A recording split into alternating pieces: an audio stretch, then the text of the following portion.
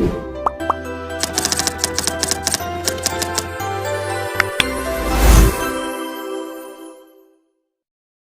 everyone! For today's video, we will be talking about Nature's Number by Ian Stewart, Chapter 1, Natural Order. But first, let us introduce ourselves. I am Francis Ryan. Hey, it's me, Clarice. Jolly here! Hello, I'm Hannah. And hi, I'm Antoinette. And this is Mathematics. Hey, Joel. Do you know who is Ian Stewart? Ian Stewart is a mathematician who is best known for engaging the public with mathematics and science through his many best-selling books, newspapers, magazine articles, radio and television appearances. He also wrote the book that we will review in this video, which is The Natural Order. And he stated in his last part of the prologue, I am going to take you sightseeing in the mathematical universe. I am going to equip you with mathematician's eyes. And by doing so, I shall do my best to change the way you view your own words. Nature's number is a pattern that indicates the development of a formal system of thought for recognizing, classifying, and exploiting patterns. We are still learning to recognize new kinds of patterns. Natural order is all about patterns. It is also the orderly system that comprising the physical universe and functioning according to natural as distinguished from human or supernatural laws. So, let's start with Chapter 1 review, titled Natural Order.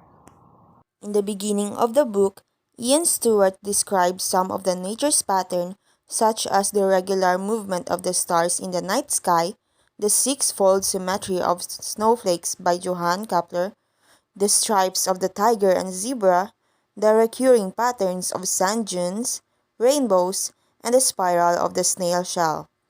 From the examples of patterns that are mentioned, I ended up thinking that patterns are basically numerical patterns, geometric patterns, and movement patterns.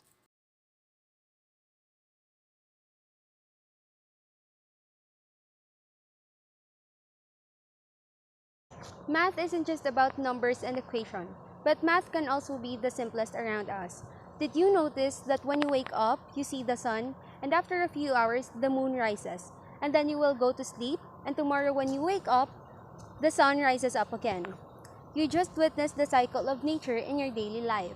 The mathematical stories that start from the clues and derive from the underlying laws and regularities have beauty as well. But it's a different type of beauty that applies to ideas rather than things. We can also appreciate the beauty in nature's clues even without mathematical skills. Both beauty and practicality can be found in patterns. Once we become familiar with the background pattern, exceptions become immediately noticeable.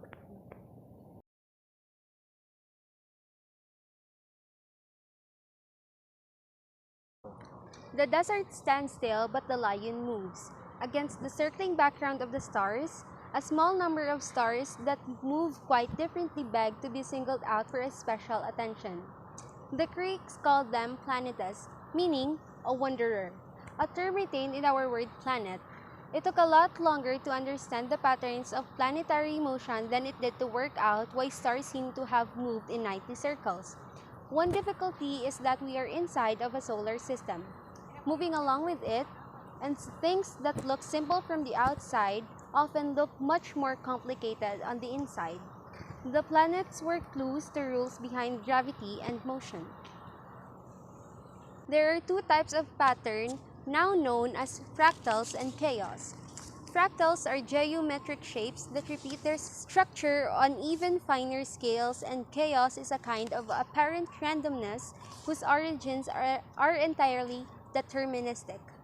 Nature knew about these patterns billions of years ago, for clouds are fractal and weather is chaotic.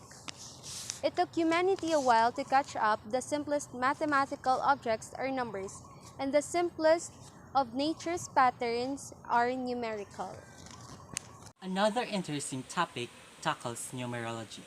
as Stewart states that this only indicates that one must understand that the numerical patterns in nature must distinguish as significant differences from the accidental ones, because the concept might be easy as anybody can do it, but also dangerous for some the same reason.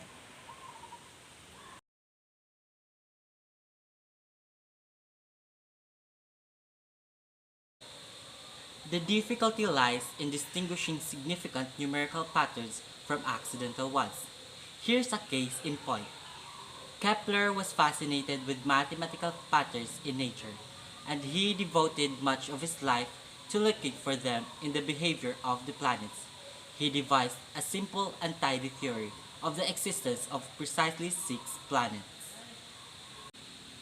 He also discovered a very strange pattern relating the orbital period of planet, the time it takes to go once around the sun to its distance from the sun. Recall that the square of a number is what you get when you multiply it by itself. Kepler found that if you take the cube of the distance of any planet from the sun and divide it by the square of its orbital period, you always get the same number. It was not an especially elegant number, but it was the same for all 6 planets. Kepler's neat, tidy theory for the number of planets has been buried without a trace. For a start, it must be wrong, because we know of 9 planets, not 6. There could be even more farther out from the sun, and small enough and faint enough to be undetectable.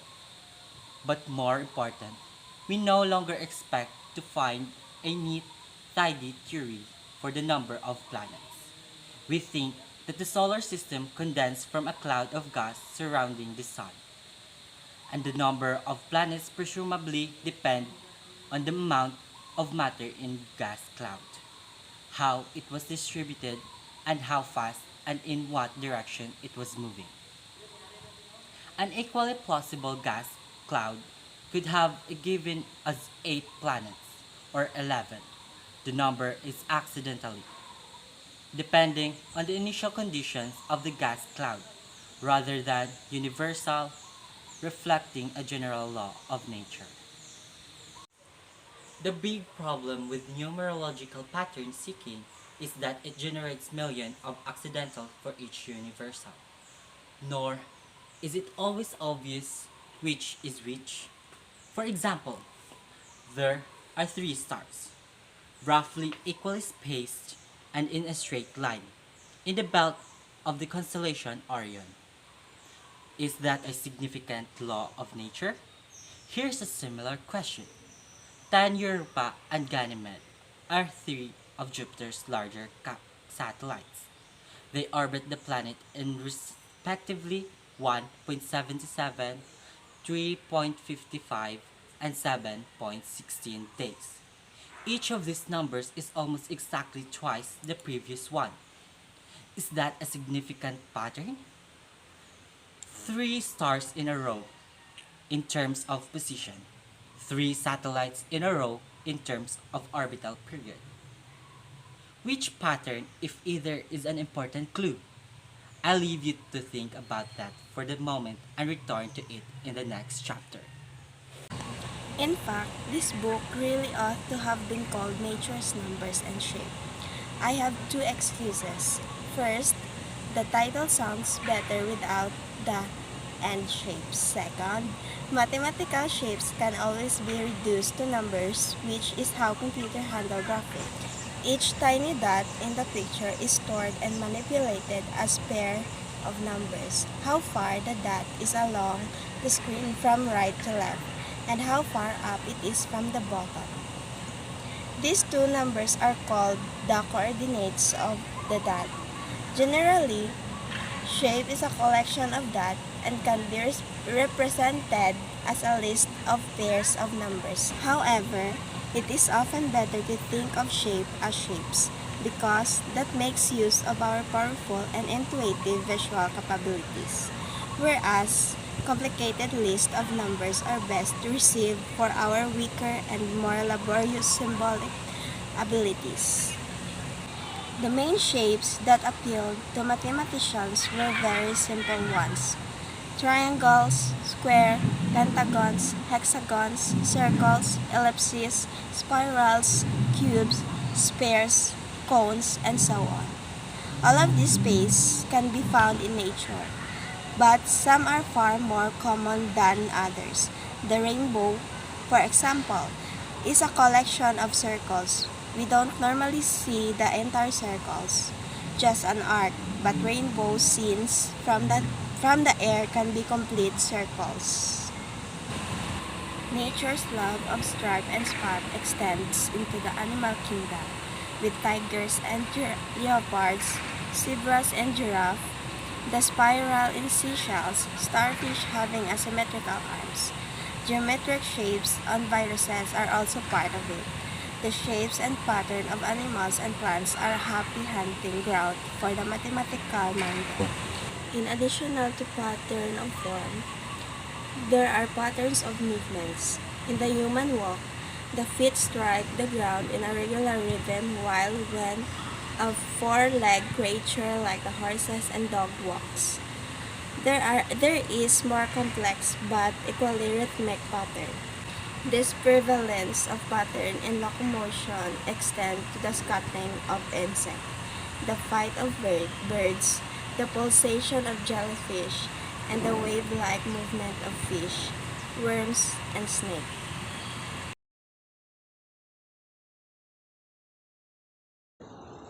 An example of this is the shape of the cloud. It is true that meteorologists classify clouds into several different morphological groups, but these are very general types of form, not recognizable geometric shapes of conventional mathematical kind. You do not see spherical clouds or cubical clouds or icosahedral clouds, but because they are wispy, formless, fuzzy clumps.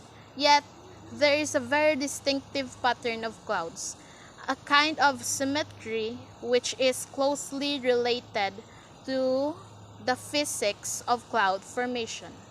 It shows that a large cloud seen from far away and small clouds seen close up could equally plausibly have been the other way around.